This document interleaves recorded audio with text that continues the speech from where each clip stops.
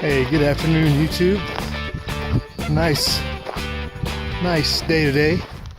Good day for the noontime walkabout.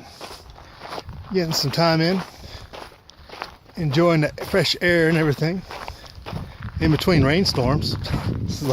Lately that's been the situation.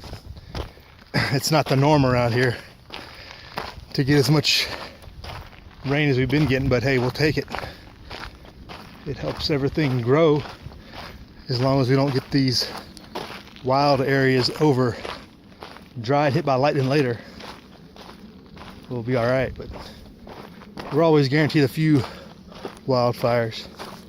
But anyway, subject to today's walkabout talk is the preparedness, sustainment. Doing what we do, putting back things, putting aside systems, getting equipment, etc., etc.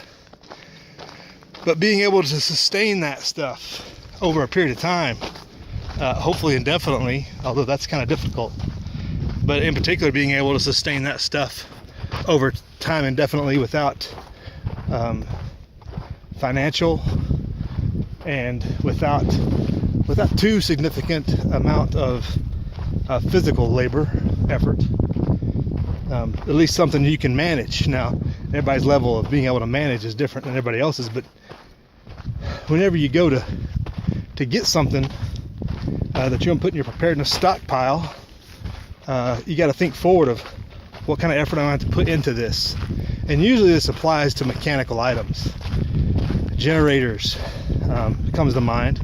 Anything electronic, anything that takes a fuel source or has some type of mechanical gear to it or whatever, is going to take some type of sustainment effort to make sure that it's operating order when you need it, right? And know what those requirements are before you get something, before you put it in your stockpile, put it into use is key. Now, having dual use items, things that you use on the daily, and our preparedness items is useful, but also they wear out quicker, require more maintenance when you do something like that. So,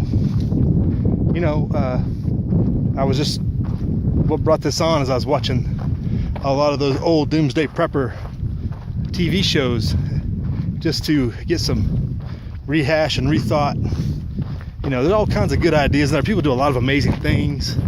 People do a lot of easily sustainable things with people's castaway stuff too, which is always good. But they also get these big, huge bunkers, big old generators, septic systems. Compostable toilets doesn't require a lot, but when they get these huge bunker systems, in particular, it seems like that I was watching a couple. Those things take maintenance, just like a house. Between the electrical and any type of sewage treatment, water source, water pump, all those things are going to take maintenance.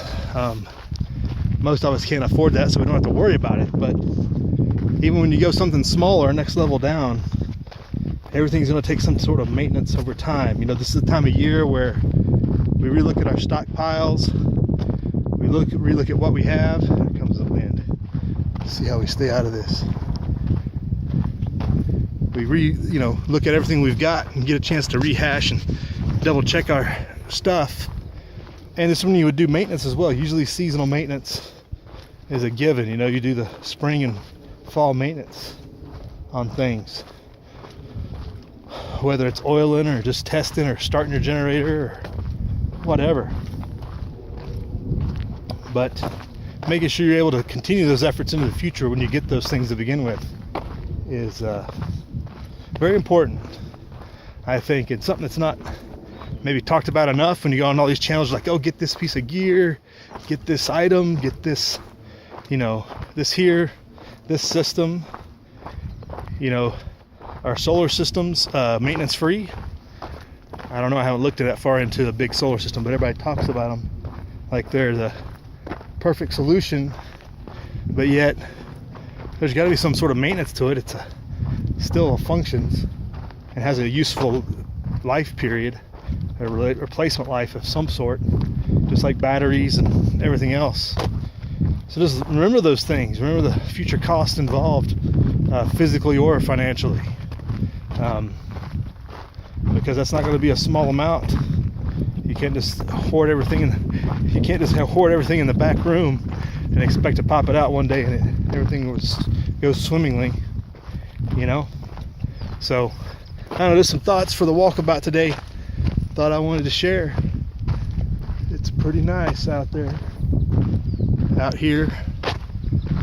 So y'all have a good day, YouTube. Live free.